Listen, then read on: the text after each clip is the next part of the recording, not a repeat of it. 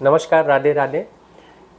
3 minute सुधारे आपके सेहत में इस एपिसोड में आपका स्वागत है। क्रोनिक डिजीजेस के कवरेज में आज हम बात करेंगे हाइपरटेंशन की, बीपी की। ऐसे अमूमन कई सारे डायबिटीज़ के पेशेंट्स हैं जिनको बीपी की शिकायत लगातार बनी रहती है। कई सारे ऐसे अन्य बीमारियों के पेशेंट हैं, चाहे थायराइड हो, फैटी लिवर, जिनको बीपी की शिकायत एड ऑन या एडिशनल बनी रहती है। तो क्या ये बीमारियां बीपी के लिए जिम्मेदार होती हैं या बीपी की वजह से इन बीमारियों को बनने का खतरा बढ़ता है? अब ये अच्छा सवाल है और मन में कौतूहल पैदा करना चाहिए।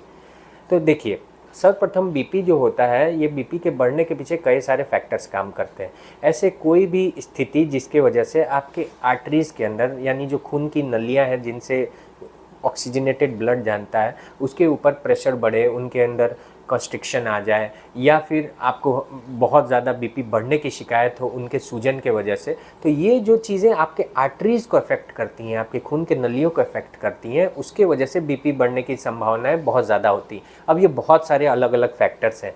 अगर सोडियम की बहुत ज़्यादा अधिकता आप करते हो, सोडियम बहुत ज़्यादा लेते हो, यानी नमक का सेवन ज़्यादा करते हो, तो बीपी बढ़ने की शिकायत है।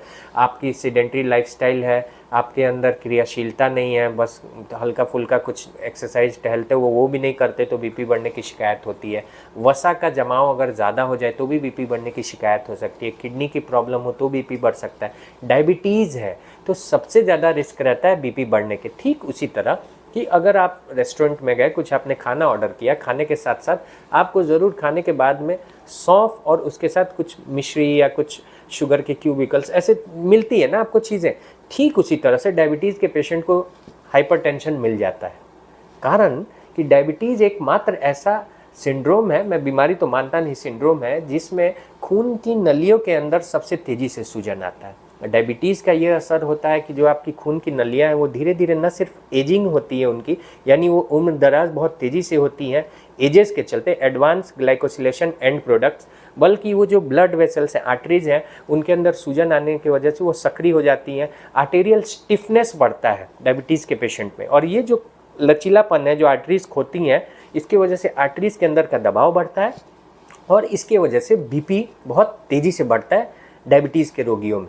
तो सर्वप्रथम अगर आपको डायबिटीज़ है तो बीपी को लेके एकदम चौकन्ना रहिए, क्योंकि आप वैसे ही जैसे रेस्टोरेंट में बिन मांगे आपको लास्ट में स्वीट डिश के रूप में सौंफ और मिश्री मिलती है, वैसे आपको डायबिटीज़ के साथ बीपी की सौगात भेंट में दी जा सकती है डायबिटीज़ के खुद अपने क्रियाकलापों द्वारा। अब इसका उपाय क्या है? उपाय के तौर पे आपको सर्वप्रथम डायबिटीज़ को नियंत्रण रखना है, एक्टिव लाइफस्टाइल फॉलो करनी है, रोज़ आधे घंटे से 45 मिनट टहलिए और बीपी का मेजरमेंट करते रहिए। मंथली कीजिए, अगर साप्ताहिक कर सकते हैं तो और बहुत बढ़िया है।